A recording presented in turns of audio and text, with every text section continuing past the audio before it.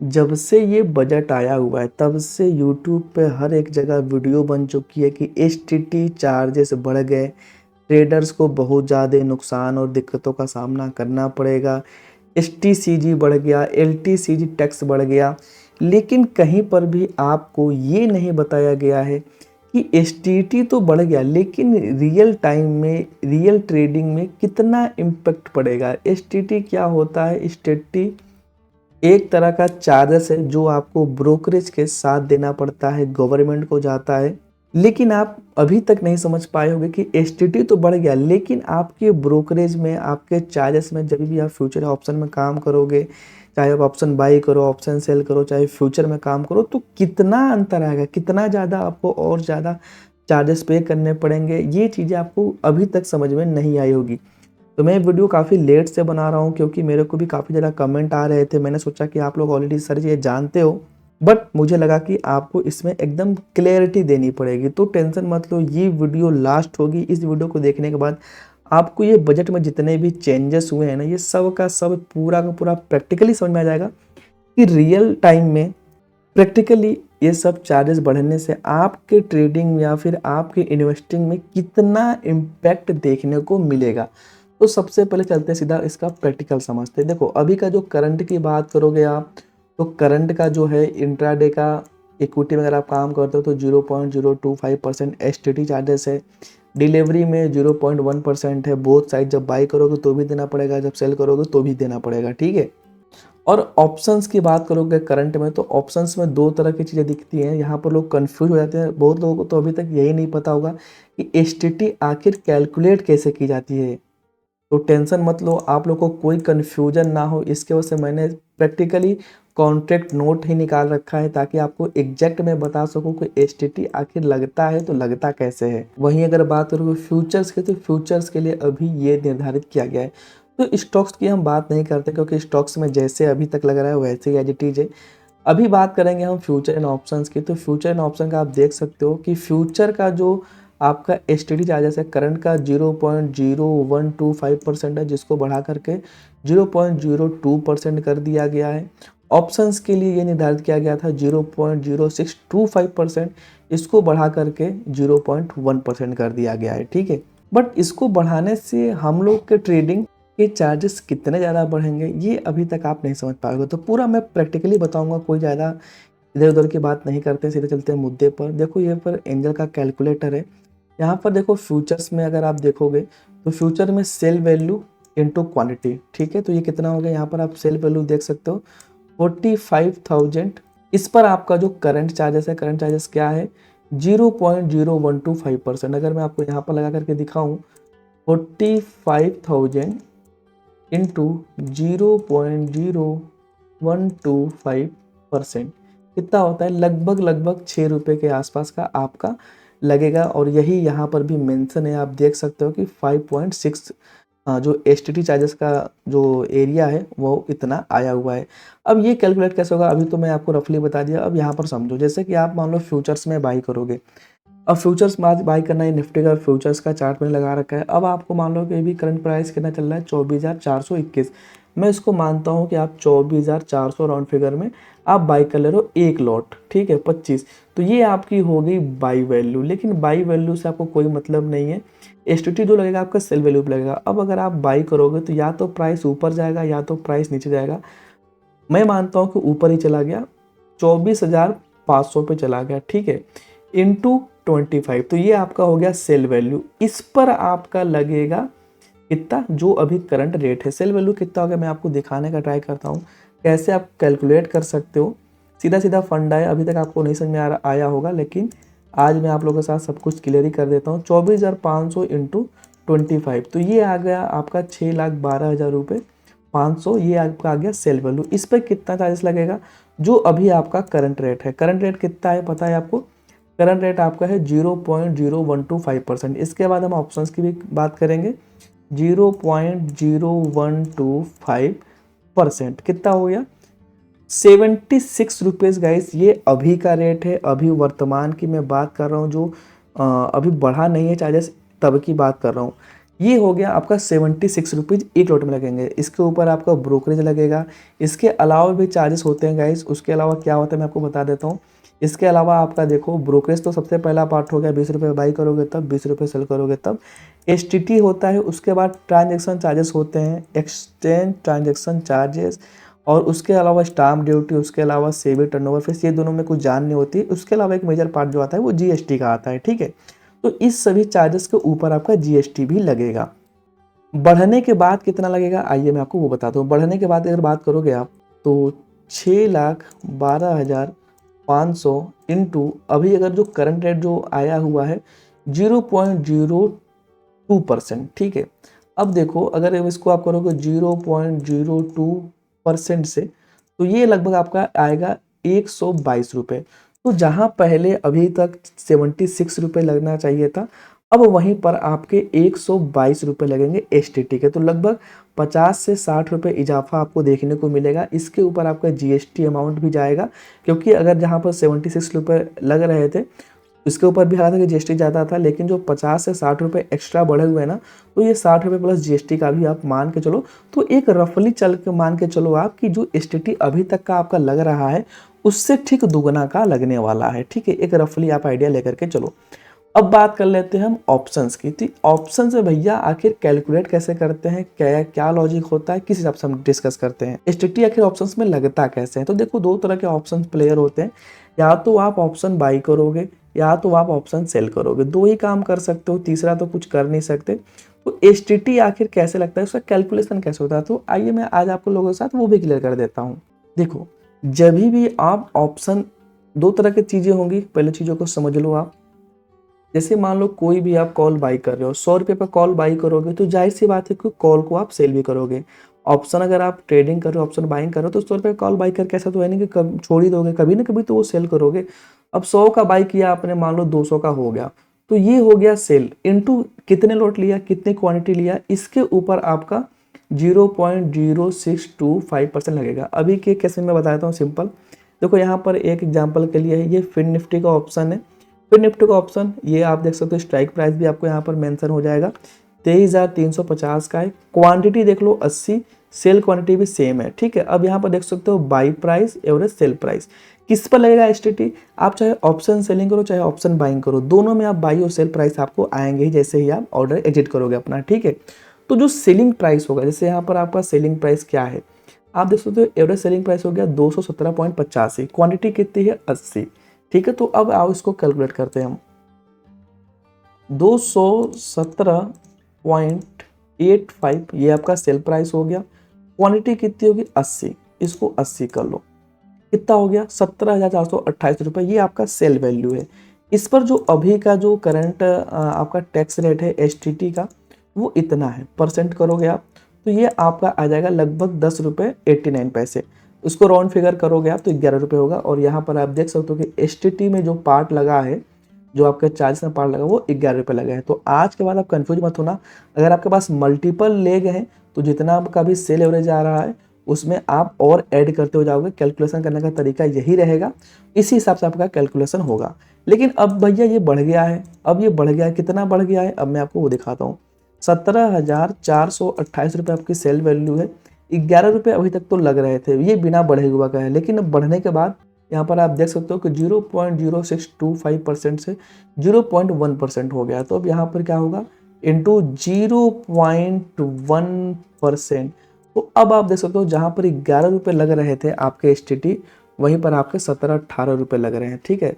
तो लगभग लगभग आप मान के चलो मोटा मोटी कि एसटीटी डबल हो गए हैं, ऐसा आप एग्जूम करके चलो। क्यों मैं ऐसा क्यों बोल रहा हूँ, क्योंकि जो 11 रुपये से 17 रुपये बढ़ा है, जो बीच का 6 रुपये का है, इस पर जीएसटी भी लगेगा। तो राउंड फिगर मान के चलो कि आपका डबल ही हो गया एक तरह से, ठीक है। ज़्यादा कैलकुलेशन करने की जरूरत नहीं है, मैं आपको सिखा दिया ताकि आपको इन फ्यूचर भी काम आए। अब देखो अब थोड़ी सी बात कर लेते हैं गवर्नमेंट की। गवर्नमेंट ये सोच रहा था कि भैया अगर एसटीटी में बढ़ा दूंगा तो जो फ्यूचर एंड ऑप्शन में जो ट्रेडर है वो कम हो जाएंगे।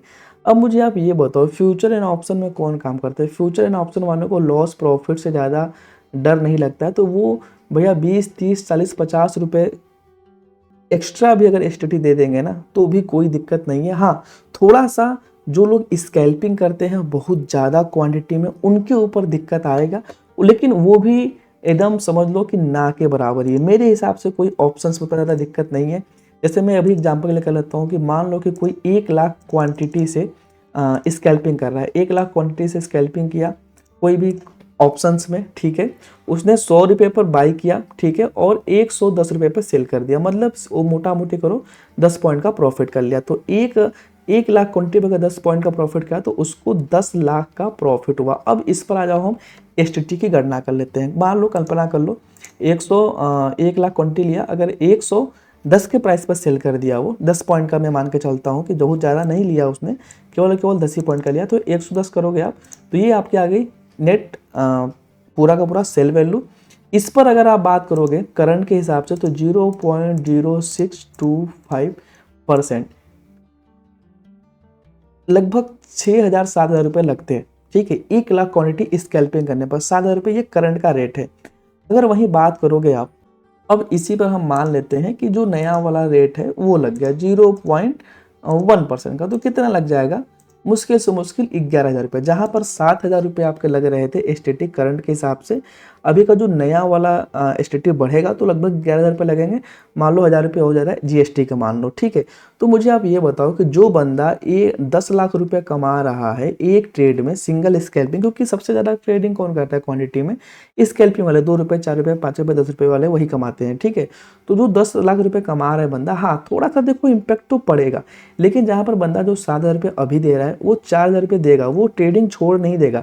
तो जिस हिसाब से अभी की मैं बात कर रहा हूँ, जो गवर्नमेंट मंशा जता रही थी कि एसटीटी बढ़ाने से या फिर एफ में बहुत ज़्यादा लोग आ चुके हैं, इसको कम करने के लिए हम ऐसा कर रहे हैं, तो मेरे पॉइंट ऑफ व्यू से तो ऐसा कुछ देखने को नहीं लग रहा है। आप लोग खुद भी कमेंट करके बताना कि क्या थोड़े से एसटीटी बढ़ने से, क्योंकि देखो एसटीटी ही बढ़ा हुआ है केवल, जैसा कि अभी तक न्यूज में आ रहा है, बाकी के चार्जेस सेम है, ब्रोकरेज तो आपका ऑलरेडी सेम ही लगता है। तो आप लोग कमेंट करके बताना कि क्या थोड़े से एसटीटी बढ़ने से कितने ट्रेडर पे क्या इंपैक्ट पड़ेगा। तो जो ये गवर्नमेंट की मंशा थी कि एफ ट्रेडिंग कम होगी, मेरे हिसाब से इसका कोई वॉल्यूम पे बहुत ज़्यादा असर दिखने वाला नहीं है। हाँ, थोड़ा सा रिटेलर के पक्ष में ये नहीं है, चार्जेस आखिर क्यों बढ़ा रहे हो भाई, चार्जेस मत बढ़ाओ तो बढ़िया है, बल्कि कम कर देने चाहिए आप लोगों को, क्योंकि आप लोग जान रहे हो कि जब रिटेलर इतना ज़्यादा लॉस में है तो चार्जेस बढ़ा करके और ज़्यादा बर्डन क्यों डालना। आप कुछ लिमिट लगाओ। तो मैं बार बार बोलता हूँ कि कुछ पेपर ट्रेडिंग करा दो कि 2-3 महीने जब तक उनका पेनल ग्रीन ना हो, वो रियल अकाउंट में काम ही ना कर पाए या फिर 1-2 लॉट से काम कर पाए। इस तरह से आप कुछ कर सकते हो, क्योंकि आपके पास बहुत ज़्यादा डेटा है, बट आपको उससे कोई मतलब नहीं है। हाँ, अब पहले तो गवर्नमेंट का ये मंशा था कि ट्रेडिंग में ज़्यादा नुकसान होता है, तो भैया उसको इन्वेस्टिंग की तरफ लेकर के चले जाओ। लेकिन इन्वेस्टिंग के लिए लोगों ने क्या निकाला पता है आपको? आओ इन्वेस्टिंग की मैं बात करता हूँ। 2 तरह के कैपिटल गेन टैक्स होते हैं। एक होता है short term capital gain tax, जिसको हम शॉर्ट टर्म कैपिटल गेन बोलते हैं, और एक होता है एलटीसीटी, जिसको हम बोलते हैं long term capital gain tax. अब इन दोनों को भी समझ लो। जैसे समझो, जैसे आपको मान लो कि मैं बताता हूँ शॉर्ट टर्म कैपिटल गेन का। अगर आप कोई भी म्यूचुअल फंड या फिर कोई भी स्टॉक्स आज बाई कर रहे हो और उसको 1 साल के अंदर, जैसे मान लो कि आपने 1 लाख रुपए का, सपोज करो बस, म्यूचुअल फंड या इक्विटी या दोनों में हो सकता है, मिलाकर के 1 लाख रुपए आपने निवेश किए और वो हो गया आपका 2 लाख रुपए। एक जैसे 2 लाख रुपए हुआ, आपने उसको बेच दिया, 1 साल के अंदर ही हुआ, तो इसमें प्रॉफिट कितना हुआ? 1 लाख रुपए का प्रॉफिट हुआ क्या? ठीक है।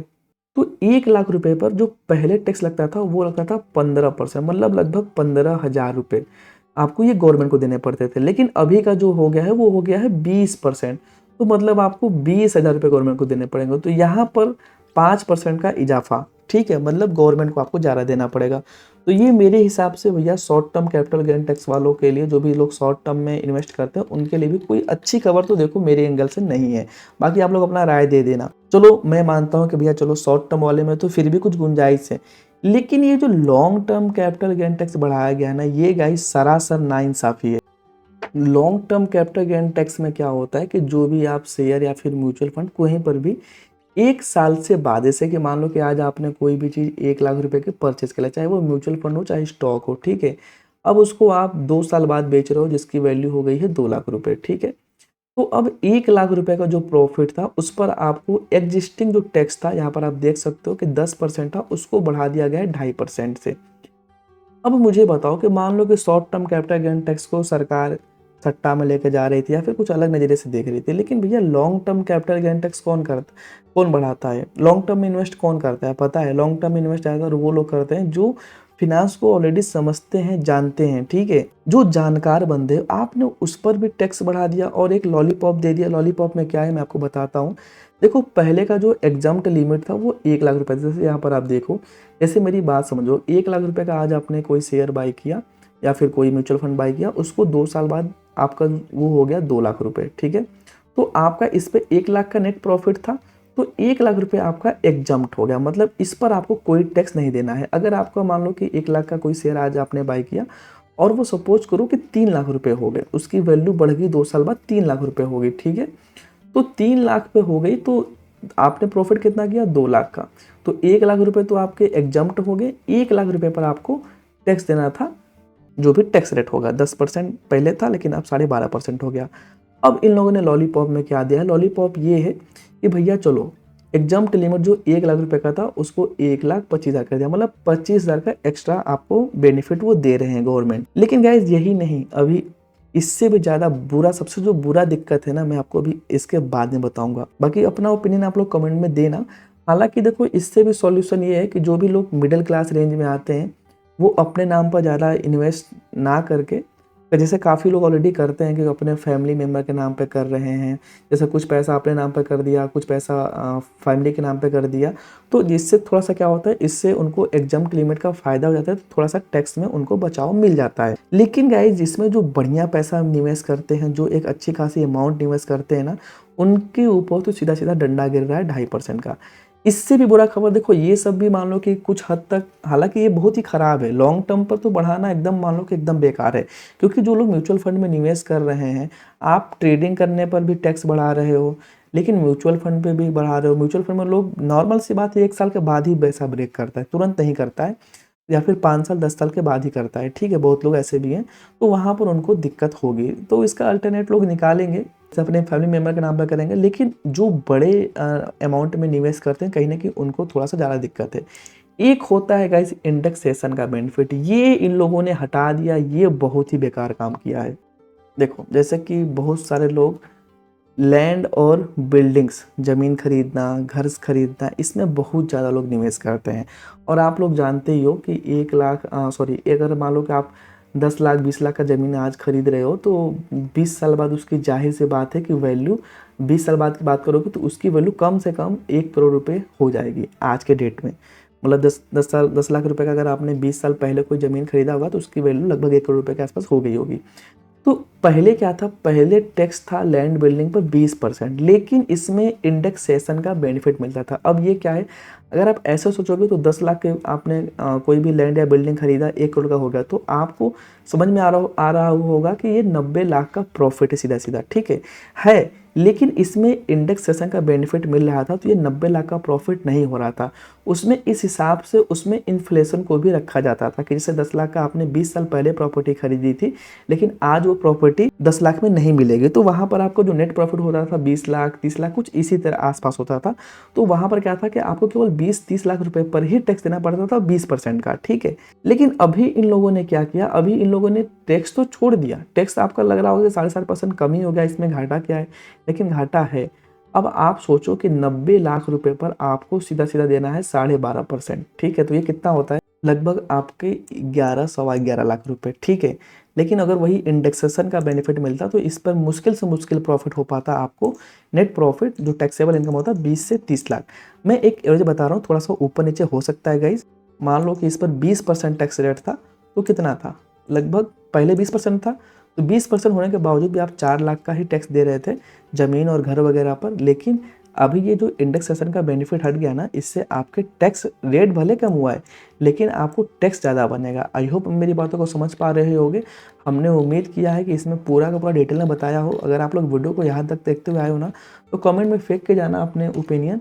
ये समझ जाओ कि गवर्नमेंट कुछ अलग बोल रही है, लेकिन जो अभी स्टेप उठाई है उसके हिसाब से मेरे को तो नहीं लगता है कि गवर्नमेंट चाह रही है कि भैया ट्रेडर को हटा करके इन्वेस्टर बनाओ, ठीक है।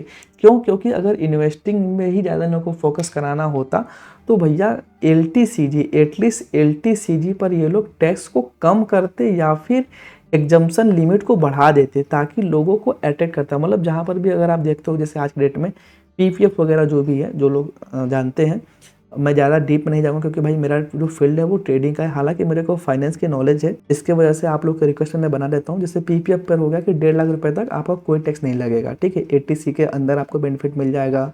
जो इसका इंटरेस्ट के साथ मैच्योरिटी होगा उस पर भी कोई बेनिफिट नहीं कोई टैक्स नहीं लगेगा।